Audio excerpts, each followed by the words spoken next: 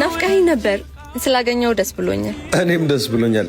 ግን ጓደኞቼ ጋር ምሳ ግብዣ አለብኝ። አሁንም ልሄድ ነው። ማለት ትላንትም እንደዚህ ብለህ ቀጠሮ ሰርዘሃል።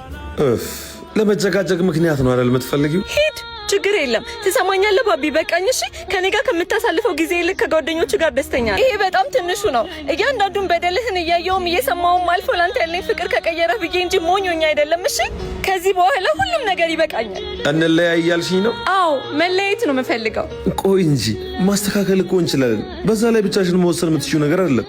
የኔና ያንተን ግንኙነት የማይድንን በሽታ በማስታገሻ እንደማቆየት ነው የምቆጥረው። እሺ፣ እና ጥለሽኝ ልትሄጂ ነው? ከሁሉም ሰላሜን መርጫለሁ። በመቶ ውስጥ ያለውን ሰላም ሳላውቀው በመታገል ያሳለፍኩ ጊዜ ይቆጨኛል።